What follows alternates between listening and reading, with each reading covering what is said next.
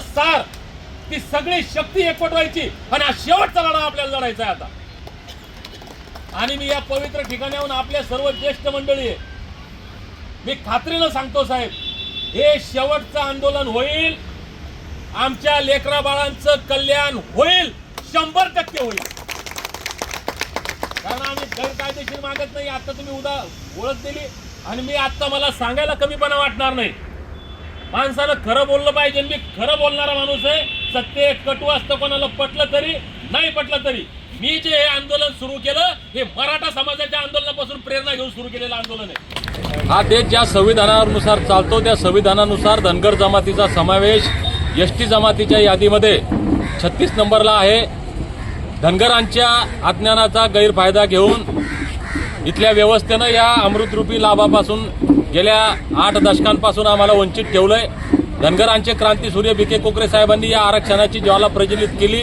तेव्हापासून आतापर्यंत शेकडो आंदोलनं झाली, शेकडो उपोषणं झाली, हजारो बांधवांवर आमच्या गुन्हे दाखल आहेत. आंदोलनाचे हा लढा चालू आहे.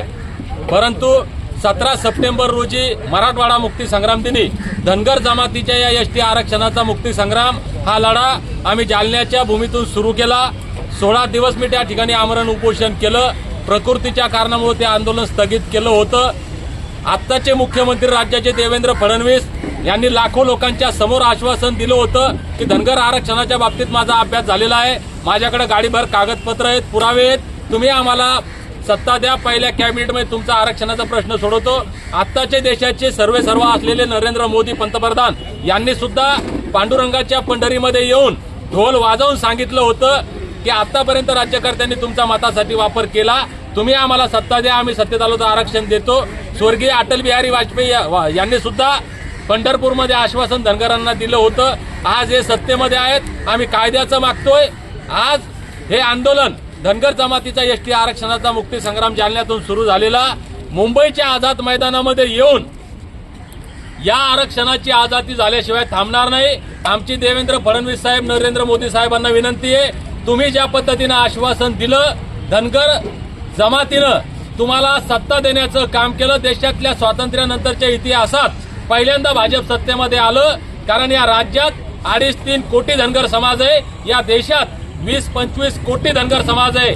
धनगरांनी केलेल्या उपकाराची जाणीव ठेवा, तुम्ही दिलेला शब्द पाळा आणि पुढील होणारे अनर्थ टाळा. आम्हाला कुणालाही हौस नाहीये आमचे कामधंदे सोडून आमचा वेळ आणि पैसा खर्च करून या मुंबईमध्ये येण्याची. पण सरकार देवेंद्र फडणवीस साहेब, तुम्ही आम्हाला मजबूर करताय, तुम्ही आमचा अंत पाहताय, तरी सुद्धा आम्ही शांत आहोत.